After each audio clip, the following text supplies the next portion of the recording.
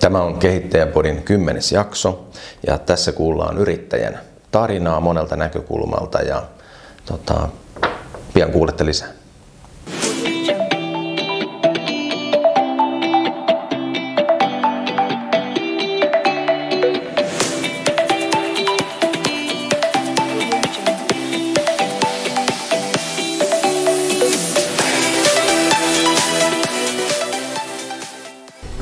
Kehittäjäpodin 10. jaksossa meillä on vieraana Sampo Kaulanen. Me keskustellaan Sampon kanssa siitä, että mitä se yrittäminen vaatii ja miten vastoinkäymisistä ja onnistumisista pääsee eteenpäin. Tervetuloa Sampo mukaan meidän podimme. Kiitoksia. Lähdetään sillä liikkeelle vähän, voit kertoa vähän, että miten päädyit yrittäjäksi, minkälainen se sun yrittäjäuran alku oli? Joo, meikäläisen yrittäjäurahan ei ole ollut semmoinen, että mä olen päättänyt, ei mulla ole ollut semmoista mitään hinkua, että alanpa yrittäjäksi. Se oli päinvastoin. Oikeastaan jos mä muistelen niitä alkuaikoja silloin, kun ala-asteella oli, niin minuahan kiusattiin silloin ihan helvetisti, kun meillä oli kauppa. Tiedätkö, kaikki kylän penikat oli kateellisia, kun karkkia tuli ja kaikkia oli saatavilla siinä. Mutta eihän se siihen aikaan kyllä mitenkään leipää ollut kovin hereässä siellä Äkäslompolossa. Pieni kylä ja pieni kyläkauppa. Ja meillä oli siihenkin aikaan niin hyvin lyhyt se turistikausi, että vanhemmat raapi niinku tulon käytännössä 2 viikossa. Se oli viikot 13 ja 14, kevätviikot parhaimmat, joita myös kiimaviikoiksi Lapissa kutsutaan. Syystä tai toisesta, kun etelä ihmiset, no niin, harhautuu, mutta joo, se on silloin me päätin, että emme ainakaan niinku kaupan hommia halua alkaa tekemään. Ja mulla itsellä oli semmoisia haaveita, että mä olisin halunnut alkaa rokkitäheksi tai sitten näyttelijäksi, mutta ei mulla niinku siihen ollut kykyjä myöskään, koska mä oon hemmetin ujo ja esiintymispelkonen. Mutta mä oon ollut myöskin semmoinen, joka haluaa niinku sluipata vähän hommista. Ja muistan, kun äippä kesällä sanoi, että nyt pitäisi niinku alkaa kaupan kivijalkaa maalaamaan, kun meillä oli joku laajennus siinä kaupassa ollut. Ja mä ajattelin sitten siinä fiksuna poikana, että me itse luistan niistä hommista. Ja soittelin sitten kaikki kylänpojat siihen auttamaan minua ja maksoin niille palkkana sen karkilan, mikä mä olin ilmaiseksi saanut. Niin ne teki hommat ja sitten äiti kävin koplaamassa tuntipalkat taskuun. Ja siitä se lähti niin tämä keinottelu liikenteeseen ja me huomasin, että ei kato itse tarvitse kaikkea tehdä aina. Ja, mulla on ollut niin semmoisia oppimisvaikeuksia läpi elämän, ala-aste ja yläaste ja lukio ja kaikki on niin nippanappa, että hyvä, että läpi päässyt. Ja matematiikka 4 ja äidinkieli 4 ja arvosteluasteikko 4-10, niin ei se mikään niin häävillä lähtökohta ole ollut, mutta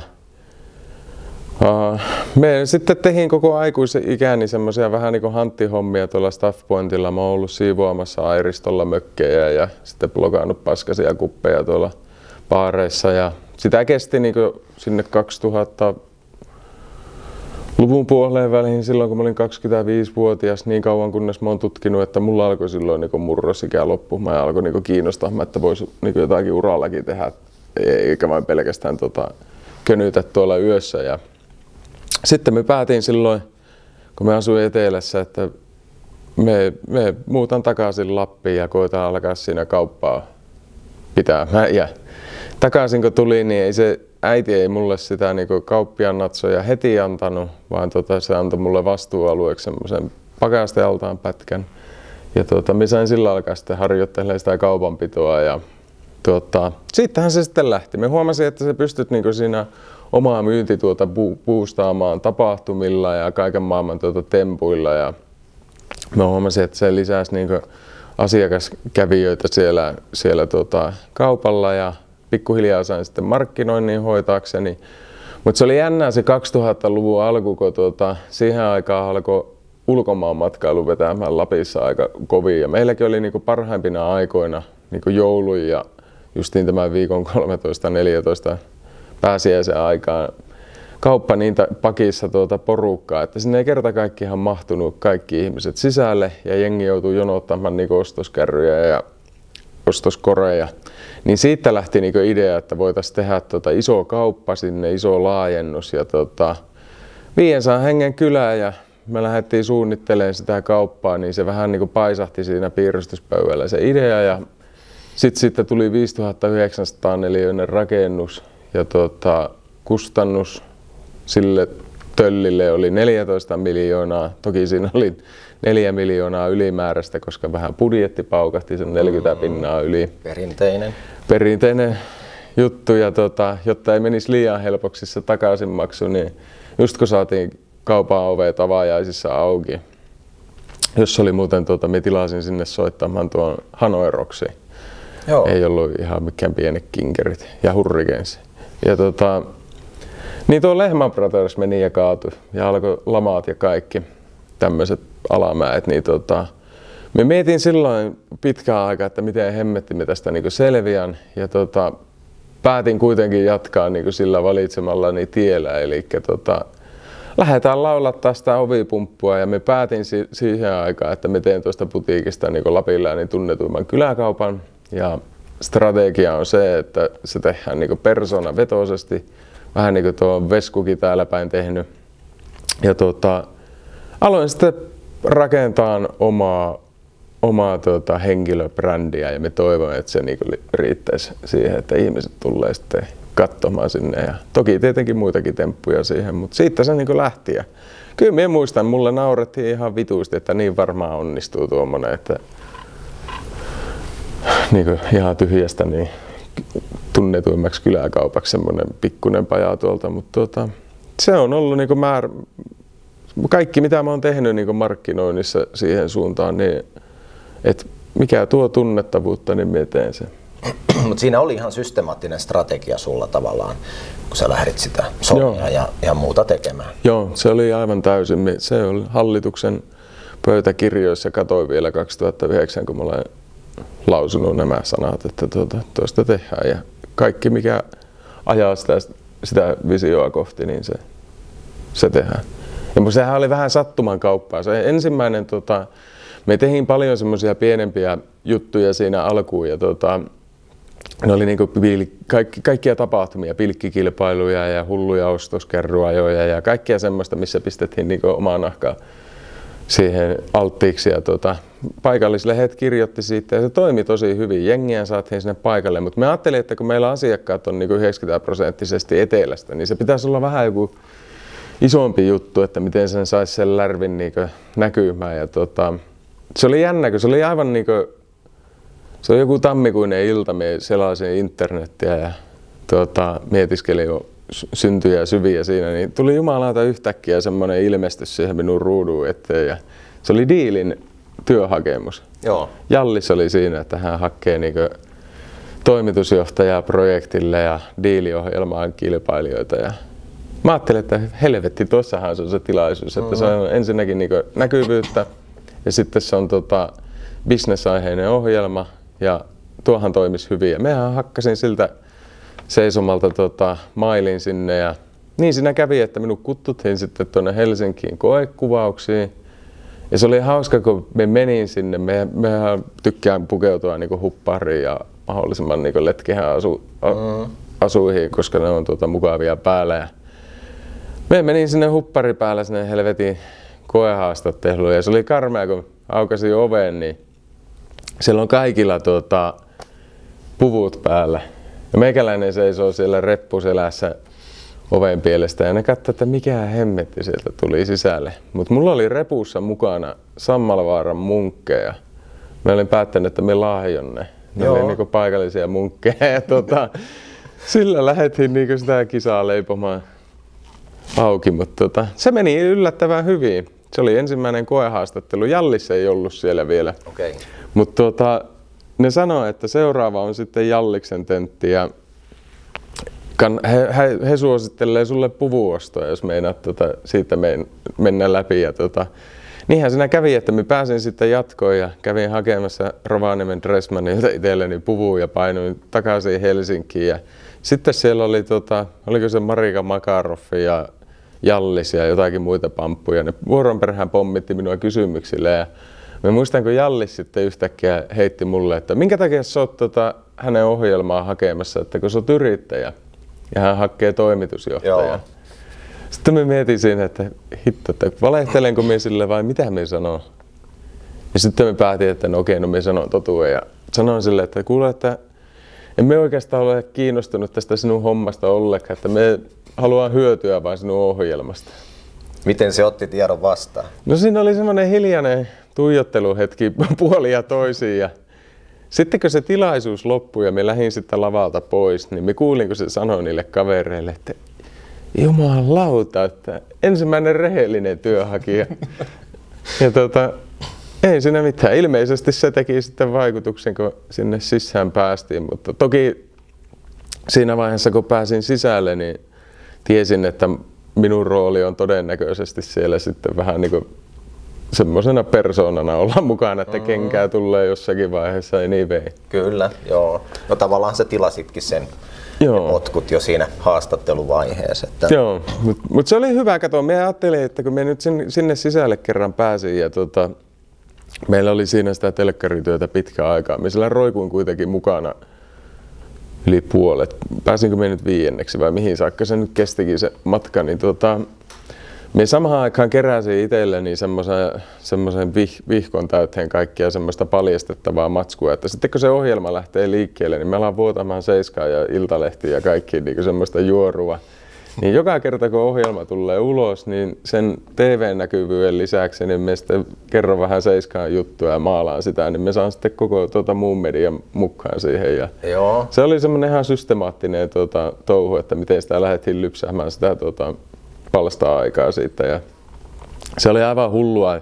Mehän annoin kaiken maailman haastatteluita, mistä jotakin lemmikkieläin haastattelua. Mulla ei ollut mitään lemmikkiä. Ja sitten me muistan, meillä oli oikeasti semmoinen kaverin kanssa läheltä piti tilanne, että ajettiin autolla, hirvi hyppäsi tielle ja vetiin auton mettään ja sieltä ylös. Ja aivan paskajäykkänä siinä, että selvittiin. Ja nyt äkkiä soitetaan Ilta-Sanomiin ja otettiin kuvaa autosta ja siitä ja kuinka lähellä oltiin hirvikolaarissa menettää henkiä. Se oli sitten Löyvissä seuraavana päivänä, että diilipojat hengenvaarallisessa tilanteessa. Kyllä joo, mutta se oli niin kuin, sä halusitkin olla siellä esillä, että aika kovia päätöksiä. No mitä sanoit tuossa, että koulussa ollut ehkä menestyneen ja sitten halusit päästä jotenkin vähällä, mutta sitten ryhdyt yrittäjäksi, niin tämä ehkä yleinen myytti ehkä on, että yrittäjän työ on aika aikaa vievää ja ei ehkä nyt ole se helpoin juttu, mutta sä oot omilla vahvuuksilla vienyt sitä selvästi eteenpäin ja kehittänyt heti sitä toimintaa siellä kaupallakin. Joo, ja minun mielestä sillä lailla se ehkä niinku vähän väärä sana se vähällä. Mä haluaisin niinku keskittyä semmoisiin, mistä me sytyin itse. Ja missä me koen olevani hyvä. Esimerkiksi tässä, kun nyt säädettiin näitä romuja, niin puhuttiin, että olisi kiva, kun olisi joku, joka hoitaisi sen taustahomman ja pystyisi itse keskittymään tuohon. Niin tämä on ollut mulla itsellä koko ajan, että me haluaisin, heti kun me menin naimisiin Mintun kanssa, niin me välittömästi luovuin toimitusjohtajan tehtävistä. Me annoin Mintulle henkilöstöhallinnon ja kaikki paperisälät ja kaikki semmoiset, että me pystyn keskittyä siihen ihan täysin siihen markkinointiin ja siihen hulluun hommaan. Ja, tää mulla on ollut koko ajan ja samahan se oli nyt, kun firma lähti myyntiin ja aloitin muut hommat, niin eihän mä oon edelleenkin, mulla äiti sanoi just, että sehän olet Jumalan kautta kiireisempi kuin koskaan, vaikka piti alkaa löysää olemaan, mutta me sanoinkin silleen, että ei mulla on nyt tällä hetkellä hauskaa, että me saan tehdä semmoisia juttuja, mistä syttyy ja kyllä. Mulla oli yksi henkilö minun lisäksi töissä ja aikaisemmin oli 50, niin sitä pystyi jakamaan kaikkia, mutta kun se ei vaan se homma enää kiinnostanut, niin se oli semmoinen palakurkussa joka päivä. Mutta se justi, että en tarkoita, että helpolla on yhtä kuin laiskottelee kämpillä, mutta että pystyisi keskittymään asioihin, mistä tulee tulosta sitten. Tuo on hyvä näkökulma ja aika moneskin hommassa kannattaisi ehkä ajatella vähän samantyyppisesti. No mainitsit kaupan, että siinä tietenkin olet tehnyt näkyvän uran. Onko muita yrityksiä, mitä sä oot laittanut liikkeelle? Onhan mulla kaupan aikana niin mä olin kahvilayrittäjänä, sitten mulla oli semmoinen matkamuistoliike. Nyt mä oon yhdessä safarifirmassa yrittäjänä tai 3. mukana.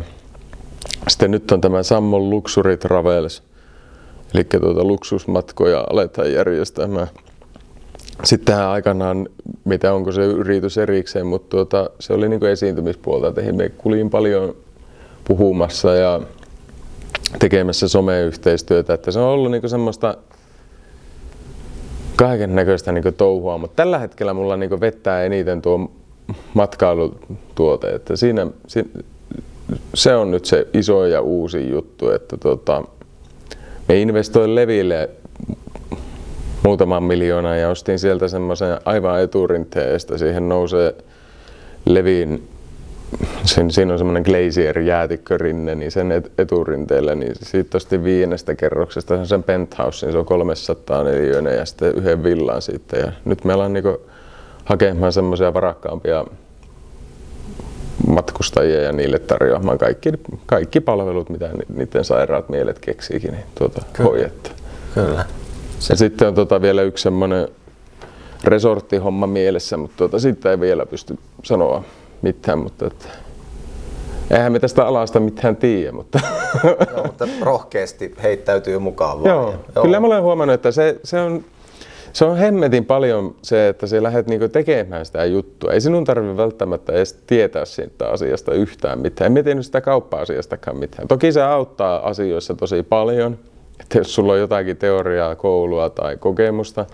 Mutta nyt kun mä oon mennyt tuohon matkailualalle ja meillä oli Levillä nyt pari päivää yrittäjien kanssa semmoinen sparrauspäivät, niin siellähän me aloin niitä ihmisiä tapaamaan ja sitten mä aloin vaan niinku kommunikoimaan ja kyselemään kaikkia juttuja. Me opettelen sen, me pystyn yhtään yhdeltä tyypiltä, kun me oikeita kysymyksiä kysyn, niin kaikki mitä se on elämänsä aikana oppinut, niin siinä puolen tunnin aikana, niin se on niinku tehokkaampaa semmoinen. Kyllä, saa suunsa auki ja verkostoituu ja Joo. ottaa muilta. Vertaisoppi on ehkä tässä termi. Joo, ja sama juttu oikeastaan siinä, mitä sanoin siinä rekryhommassa, että kun ympäröi itseänsä niillä niin sanotusti fiksuimmilla ihmisillä, niin kyllä ihmiset pääsääntöisesti tykkää auttaa. Ja sitten kun lähtee palkkaamaan porukkaa, niin palkkaa semmoisia ihmisiä ympärille, jotka osaa sen tietyn alan jutut, mitä tarvii siihen. Kyllä. Lyhyesti yrityksen myymisestä. Sen verran kurkkasin sun somesta, että taisi olla sulla vinkki, että kannattaa ajoittaa se, oliko vuoden loppuun vai mitenkä se olikaan? Niin, tai laittaa kauppakirjoihin, että joo, kiinteistöverot. Joo.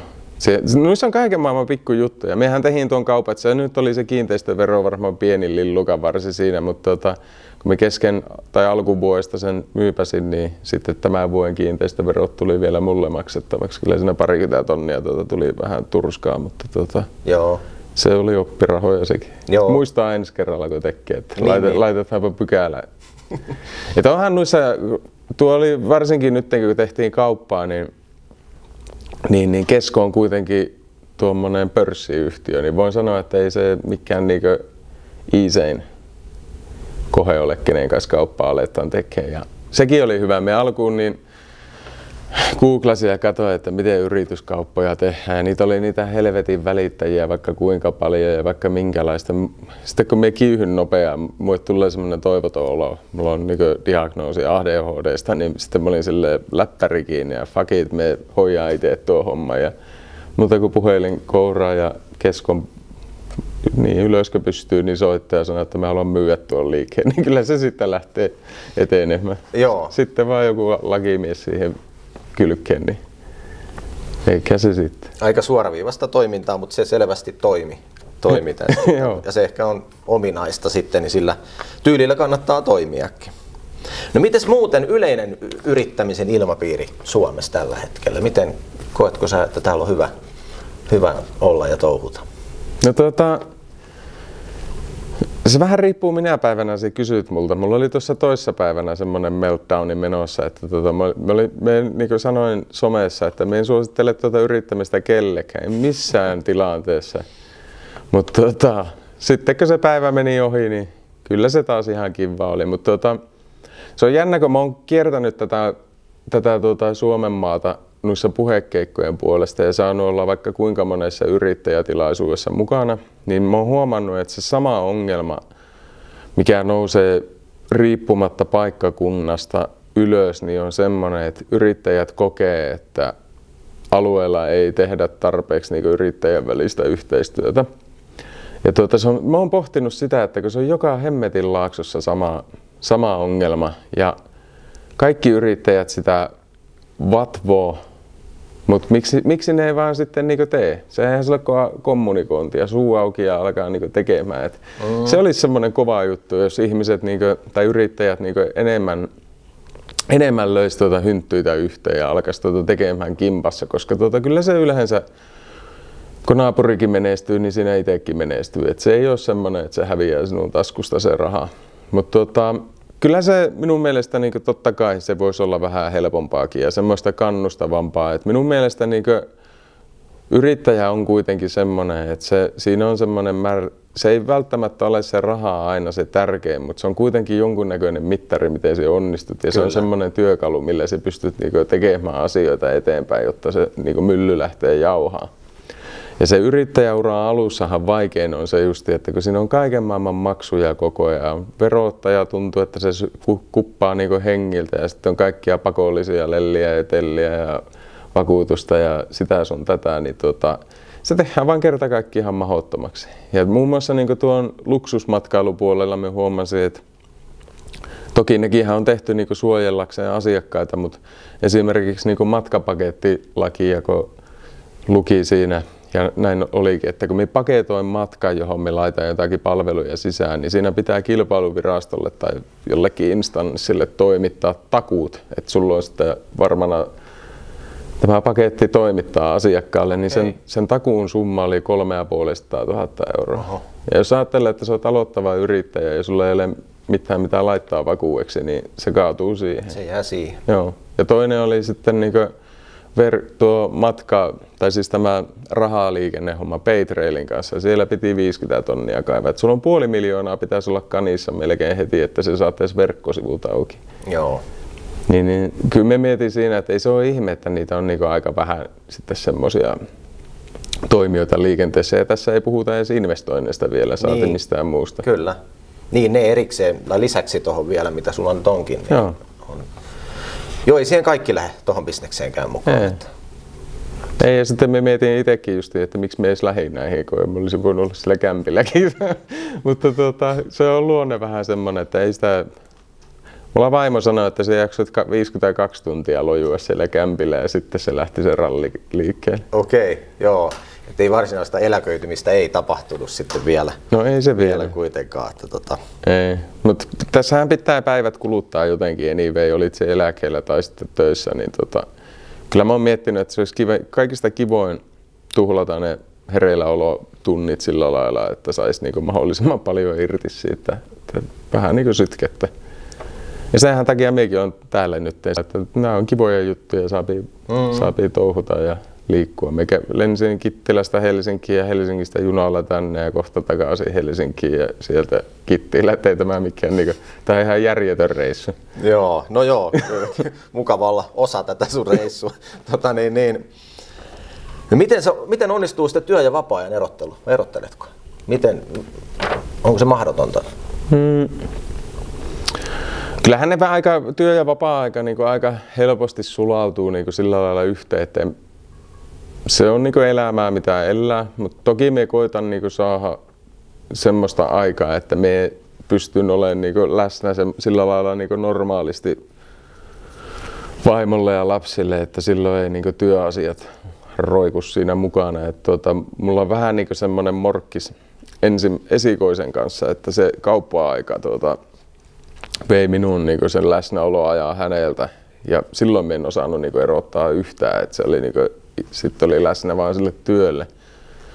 Niin kyllä me nyt seisoo luuri kiinni ja priorisoi. Tuo on hyvä tapa tuo priorisointi, että jos jotakin asiaa haluaa enemmän, niin sitten se vaan pitää nostaa korkeammalle ja muuta vähemmälle. Niin. Jotta pakko tehdä valintoja. Joo.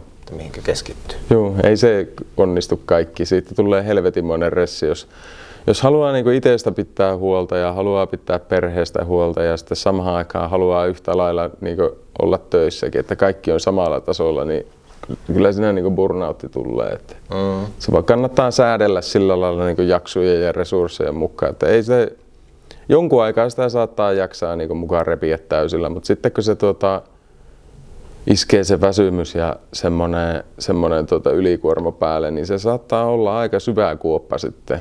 Tai sitten saattaa olla, että vaimo lähtee lätkiin tai jotakin muuta. Mutta Joo, kyllä se niinku tasapainoilua on ihan taatusti. No onko se saanut joltain oppeja, vinkkejä tähän sun yrittäjätaipaleelle, jotain neuvoja vai ootko ihan mennyt itse oppineena sitten? Onko jotkut vaikuttanut mahdollisesti sun uraan jollain lailla, mitä voisit nostaa esille? Minun on hemmetin vaikea nostaa yhtä yksittäistä, koska me opin koko ajan kaikilta jotakin. Ja niitä on aivan koko ajan. Ei mulla ole mitään yksittäistä gurua, joka olisi jotakin niin päräyttävää sanonut, mutta se on ihan sama kenet se tapaa. Sitten kun kuuntelee avomieliin ja koittaa analysoida, että minkä takia hän on toiminut näin tai näin, niin sitten saattaa itse löytää sitten se, että okei. Ja sitten oppia. Tuossa oli toissapäivänä, mä olin siellä Levillä siellä yrittäjien palaverissa, niin kuuntelin vain siinä sen hissiyhtiön kaverin Palosaaren Jounin puhetta. Ja se mainitti siinä, että hän oli 90-luvun alussa, 80-luvun lopussa niin pankinjohtajille ja virkamiehille mennyt esittele Levin visioa. Ja niillä oli visiona ollut, että ne tekee sitten ison Suomen isoimman ja hienomman hiihtokeskukseen. Ja siellä oli tullut täystyrmäys, että ei niitä kannata, että tuo on Suomen maa täynnä näitä hiihtokeskuksia. Palosaari oli lähtenyt sieltä sitten Vekka vähän lannistuneena ja miettinyt sitä. Ja sitten se oli tullut siihen tulokseen, että joo, kyllä ne virkamiehet on oikeassa, mutta ne on kaikki väärässä paikkaa ne hiihtokeskukset. Ja sittenhän Levi on ostanut niitä hiihtokeskuksia siihen 90-luvun aikaan, hissit sieltä sun täältä Mäntästä ja sun muualta ja siirtänyt Leville ne romut. Ja se on siitä saanut tuon alkunsa, niin tuokin opetti mulle, että se on se vaan täytyy uskoa siihen omaan visioon ja sitten lähteä rakentamaan sitä pikkuhiljaa, vaikka tuommoisista vanhoista jämäpalasista, mutta se pitää uskoa. Ja jälleen kerran kun peilaa siihen omaan juttuun, niin onhan sitä tehty kaiken näköistä itsekin, että on saatu tuo kauppa rokkaamaan, on päästy telkkareita tekemään ja voitettu selviytyjiä ja farmeja ja vaikka mitä tullut semmoista, mutta se on aina ollut semmoinen itselläkin usko siihen, että kun sä lähet johonkin mukaan ja uskot siihen täysillä, että sä pystyt sen tekemään, niin kyllä se yleensä sitten, vaikka ei voittaisi, niin kyllä se parempi on kuin se, että ei lähde ollenkaan. No niin, juuri näin, että sitkeästi tavallaan pysyy siinä päätöksessä ja sitä kohti menee. Mulla on vähän kysymyksiä siihen liittyen, että mikä on ollut sun isoin onnistumisesi yrittäjänä? Vai onko tässäkin vähän sama juttu, että niitä tulee kaiken aikaa vai onko sulla tällaista jotain tähtihetkeä? Niitä tähtihetkiä on tullut kyllä tässä matkan varrella paljon, mutta yksi mulla on jäänyt sillä lailla mieleen, mikä oli semmoinen aika pitkä ja hullu projekti. Ja se tuli meillä oli oma TV-ohjelma. Eikö, ei hetkinen, joo. Meillä oli Ylläksellä oma TV-ohjelma, semmoinen kuin Ylläs huipulla tuulee. Joo. Ja me sain ehokkuuden siinä Kultainen Venla vuoden esiintyjäksi. Ja me innostuin siitä ihan hemmetisti. Mä ajattelin, että ei jumalauta, että olisi makea, kun voittaisi tuommoisen Oscar-palkinnon. Ja silloin oli, kun ajattelee, niin se on niin posketon se idea muutenkin, koska sä oot ruokakauppias, ja jos sä voittaisit tuommoisen TV-alan palkinnon, niin se on niin outo se kontrasti, että minkä takia. Niin me silloin aloitin somevouhkaamisen, kun oli ne äänestykset tuolla netissä, ja me tehin sitä aika määrätietoisesti. Mä aloitin silloin kaikki arvonnat ja kaikki hullut jutut siellä somessa. Ja se aika hyvin poiki. Me pääsin siinä top 3 siinä Venla-hommassa. Ja silloin siellä oli Ville Haapasalo ja Arma Alitsa ja sitten meikäläinen. Ja mä olin aivan fiiliksissä, että me saataan jopa voittaa tämä. jumalauta, se Armani meni ja pokkasi sen palkinnon, niin mulle iski semmoinen masennus siitä, että ei saakeli ole koskaan ollut. Mutta sitten kun me siitä pääsin ylös, niin me päätin, että se on muuten meikäläisen ainoa tehtävä tässä elämässä on niinku voittaa se saatanan palkinto. Okay. Ja sen me aion voittaa. Ja toki nollasta kun pitää lähteä kultaista Venlaa tavoitteelle, niin se on vähän haastava, niin mehän tarviin siihen TV-ohjelmaan ylipäätäänkin, että me pääsen niinku tavoittelemaan sitä. Joo. Ja se TV-ohjelma pitää olla tarpeeksi hyvä, jotta siihen pääsee EH:lle. Niin, se oli monen vuoden projekti, että me saatiin mulle se TV-ohjelma aikaiseksi. Mekin ravasin tuolla Maikkarilla ja Nelosella ja Vitosella ja ties vaikka missä. Me tuli ovista ja ikkunoista ja sieltä nakaatiin aina ulos.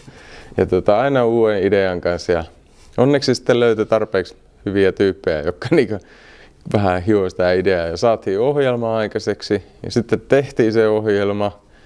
Ja sitten sen ohjelman jälkeen me sain sen ehokkuuden ja se oli se minun revanssi. Ja silloin me tein semmoisen markkinointikampanjan, että se puri niin hyvin, että me voitin sen vihdoin ja viimein sen Venlan. Ja se oli 3-4 vuoden urakka, että me sain sen pystin. Ja joo. Kaveri sanoi, että se oli hauska katsoa, kun se katsoi telkkarista sen palkintojen jaon. Niin se oli 5 minuuttia, kun mä olin sen pystin saanut. Niin se oli ihan niinku ikinä ollutkaan sitä ja uudet jutut jatkuu, se mulla unohtui saman tien. Ja se piti saavuttaa kuitenkin joo. Se päämäärä, joo. Ja tuo on ehkä niinku yksi semmoinen, mikä on jäänyt itsellä mieleen, että kun se oli niin hemmetin, se oli ensinnäkin niin vaikea saada se oma ohjelma ja sitten vielä että se pärjää ja totta kai niinku tehdä se ja koko se ruljanssi ja kaikkinensa ja sitten vielä se pysti saada, mutta se on jäänyt niinku sillä lailla, että näköjään sitä kun jaksaa vain niinku juntata, niin kaikki saapi. Mutta se perustuu siihen, että sitten se on käytännössä niinku se hereilläoloaika, niin sinun pitää vain uskoa siihen ja koko ajan niinku viiä sitä hommaa eteenpäin. Ja aina kun tulee märkä rätti naamalle, niin eikö uudestaan. Ja se on niinku tympeä, helvetin tympeä sekin, että kun sulla on joku maailman paras idea, niin meet sinne telkkariin esittelee, niin sitten ne ei ota sitä. Ja taas semmoinen lannistunut, eikö uudestaan. Niin, eikä sillä ole väliä, me niin vertaan tätä siihen, että se on ihan sama, että mikä sulla tai jollakin muulla on se idea, niin ei se välttämättä ekalla mene vaan maaliin, että sitä joutuu niin työstä. No, mutta tämä on hyvä konkreettinen esimerkki siihen, että ei saa lannistua siitä, jos ensimmäinen, toinen tai kolmas sanoo, että tämä on huono idea, ei sun kannata tätä tehdä. Joo. Vaan huomattavasti joko laajempi otanta siihen, onko tämä hyvä idea, tai sitten niin kuin näin, että olet kehittänyt sitä ideaa ja aina uutta yritystä. On se, ja se on ehkä opettanut tuo kaupparuljanssi muutenkin pitkäkestoisuutta. Meillähän oli silloin sen laajennuksen jälkeen, niin 5 vuotta tehtiin tappiota putkeen. Et ensimmäinen tilikausi sen laajennuksen jälkeen oli miinus 550 000, sitten oli miinus 360 000, sitten miinus 180 000, sitten miinus 80 000, sitten taisi olla niinku break even about. Ja sitten alkoi vasta tulemaan tulosta. Niin se vaatii niinku aika paljon sinniä sitä paskaa sietää niinku 5 vuotta putkeen. Oh. Ja samalla tehdä kaikkia noita temppuja, että ei se vaan tuu helpolla aina. Joo. Toskin oli selvä tietenkin suunta luvuissa, mitä mainitsit, mutta se tapahtui hitaammin ilmeisesti kuin te oletitte. Joo, joo. Ei se oli. Kyllähän me oltiin silloin laskettu niinku alun perin niitä budjetteja, että olisi pitänyt niinku paljon nopeammin tapahtua. Se nyt otti tuon. Mutta nyt jälkeenpäin kun ajattelee, niin nuo on niinku kaikista opettavaisimpia ja mageimpia loppujen lopuksi nuo matkat. Että niin kuin nyttenkin, että kun nyt sai sen myytyä sen lafka ja sai hyvät hillot sieltä, niin ei se nyt edelleenkin, niin mä oon ihan yhtä tyytyväinen kuin mä oon ollut silloinkin. Toki nykyään vielä tyytyväisempi, koska saanut noita addiktioita ja kaiken maailman muita häirittäviä hommia lapaseen. Aikaisemminhan sitä ressiä ruokki tai koitti niinku lannistaa jollakin viinajuonilla tai lääkkeellä tai jollakin muulla, niin nykyään ei tarvitse enää niitä kiskoa. Että siitä niinku hemmetin kiitollinen, että se on lähtenyt pois. Joo, mutta pitikö työstää kuinka paljon tuota puolta, että niinku hoksasi tavallaan sen, että... Onhan me, kato, kun se on osaltaan niinku tuo koko tuo minun erityisherkkyys ja kaikki tuo sekaava mieli, niin minä olen koko ikäni sitten kärsinyt, että mulla on ollut univaikeuksia niin kauan kuin minä muistan. 18-vuotiaana jo aloittanut nukahtamislääkkeiden ottamisen ja en mä osannut nukkua. Meinannut uniklinikallakin käydä ja mulla on välilläkin ollut semmoisia, että ei niinku kuukauteen nuku kunnolla, että kun tunnin yössä ja näin. Ja se on ollut aika pitkä reitti. Se alkoi 2018 huudeilla. Muistaakseni minut silloin kiikutettiin sairaalaan yliannostuksen takia, alkoholia ja nappien takia, niin se oli semmoinen, että nyt on niinku pakko jotakin muuttua. Ja silloin me aloin sitten kaikkia niinku vaihtoehtoisia juttuja niinku testailemaan ja tuli kylmäkylvyt ja hengitysharjoitukset ja sitten kun huomasin, että niissä on jotakin jujua, niin sitten muutama vuosi eteenpäin, niin sitten me siirryin näihin psykedeeleihin ja mä oon itse asiassa nyt tämän viikon torstaina lähdössä Kolumbiaan, niin ayahuasca-seremonioihin, niin ne on ollut aika semmoisia päräyttäviä, jotka on niinku muuttanut elämää. En toki suosittele kellekään, on aivan helvetillisiä, koska joutuu kaikki niinku demonit käymään läpi siinä reissulla, mutta mulle ne on toiminut. Mutta niinku laajasta laithan tässä on saanut niinku värkätä itsensä kanssa. Kyllä, joo, kuulostaa jopa aika hurjalta näin niin kun miettii, minkä uran olet tehnyt ja sitten on vielä tällaisiakin niin kuin siinä rinnalla ollut, niin joo. Ei se ihan helpointia ollut. Ei se ole ollut helpointia ja se on edelleenkin sitä sinniä niin kuin sillä lailla opettanut, että kun tuo julkisuuden kanssa pelannut ja sitten kun sä oot joku koomat vetänyt. Me muistan, kun meillä oli semmoinen Metallican reissu tuolla Hämeenlinnassa ja kun me pelkään ihmisiä ja vähän esiintymiskammonenkin ja näin ja mentiin sitä Metallicaa katsoa ja sillä oli ihan vitusti porukka tuli niinku selfieitä ottamaan, niin me tempasin siellä semmoiset rynnäkkökännit, että siinä ei varmaan mennyt kuin tunti 2, niin mä olin aivan jalaton. Ja vaimo joutui raahaamaan minua johonkin sillä autoon, siinä oli poliisit autosta ja näin. Ja samaan aikaan kun minua kiikutetaan sinne, niin siinä on joku Ilta-Sanomien kuva ja siinä laulaa kamera. Ja sitten sitä oltiin lööpeissä niin monta päivää sen jälkeen ja sitä käytiin sitä kännihommaa läpi. Niin radiossa ja joka paikassa, niin kaikki, jotka tietää, että kun on tullut vähän törpöteltyä ja sekoiltua, niin se on vähän sellainen tympeä fiilis lähteä sitten töihin tai yhtään mihinkään, niin me voin sanoa, että se on vielä tympeämpi, kun sitä revitellään niin kuin koko helvetin valtakunnan eessä, niin ihan varmasti. Niin nuita on tullut niin harjoiteltua, että okei, että nyt taas tuli turpaan, niin ei muuta kuin takki niskaan ja silti vaan sinne esiintyy. Ihan ottaa niinku huonokin hetket vastaan, että ei siinä auta niinku itkumarkkinoilla. Ja sen mä oon huomannut, että se ei auta kuin palautua paskastakin, että ihan yhtä lailla kuin hyvästäkin, niin ei niihin kannata jäädä vellomaan. Ne on ohimeneviä tilanteita ja näin jälkeenpäin, niin me koen hyvänä nuo nuokkisekoiluhommat, koska ne on ajanut taas sitten siihen, että se on niinku pakottanut hakemaan niinku jeesiä. Kyllä. Kaikkeen muuhun. Mutta kun on vähän kova päinen, niin se pitää kunnolla hakea se nöyryys. Joo. No tää yleisestikin ottaen, mä luulen ihmiset, niin mehän pelätään epäonnistumista. Joo. Mitä muut ajattelee tai mitä ne sanoo tai mitä jos mulle käy näin, niin ehkä mä kuuntelen tässä, niin sun vinkki on kuitenkin se, että ne pitää vaan uskaltaa kärsiä ja eteenpäin. Niin kun. Joo, ei siinä oikein muu auta. Ja kyllähän ne kaikki. Me ollaan yllättävän samanlaisia jokainen ihminen, että meillä on kaikilla niin jossakin määrin probleemia, että ei ne niin uniikkeja ole nuo vaikka joku omat alkoholiongelmat tai sekoilut tai sun muut, mutta kaikilla niitä on ja eikä sitä kannata niin säikähtää. Mutta jos niistä haluaa niin mennä eteenpäin ja oppia, niin sitten se vaan joutuu niin vähän käymään itseanalyysiä ja tekemään asioita eri tavalla, koska jos sitä kyllä minäkin sen viinan kanssa olen harjoitellut sitä kohtuunjuomista ja emme sitä ole saakeli oppinut.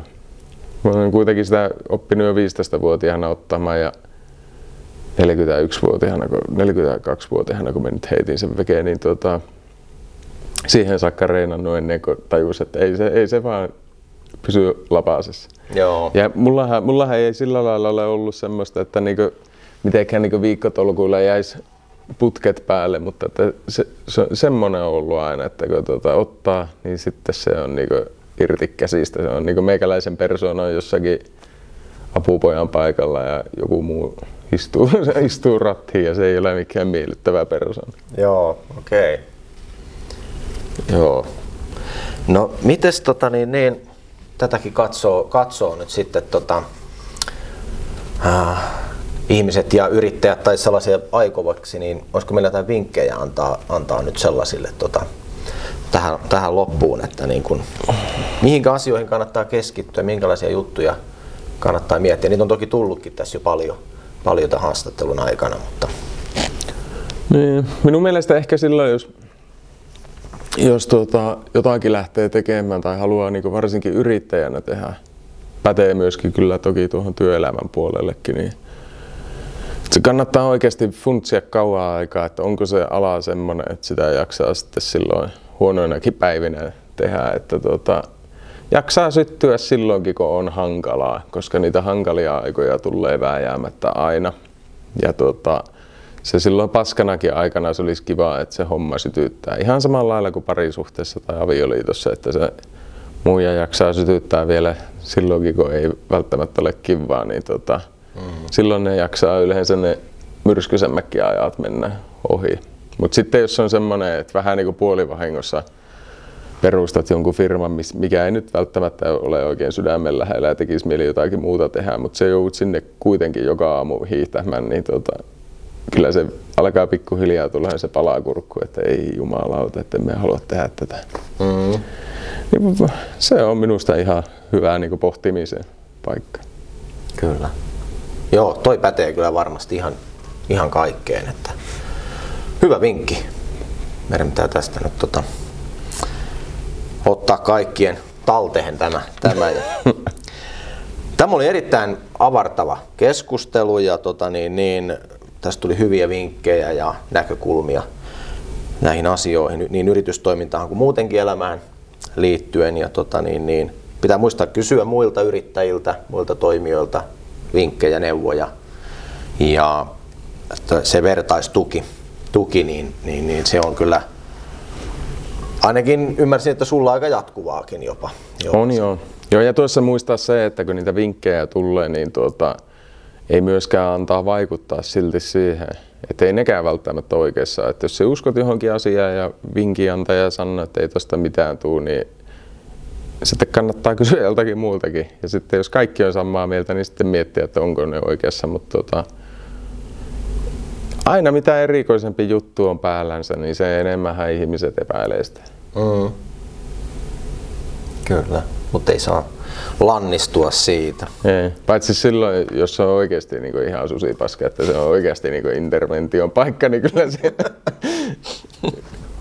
Kiitos Sampo, kun pääsit kiireisenä miehenä meidän podiin mukaan. Ja joo, kiitoksia, oli mukava. Tämä oli mulle taas terapia. Kiitoksia. Joo, kyllä, puoli ja toisi. Ja kiitos näistä 10 Kehittäjäpodin jaksosta katsojille ja rahoittajalle ja katsotaan miten hommat etenee. Kiitoksia seurasta ja hei hei. Heippa.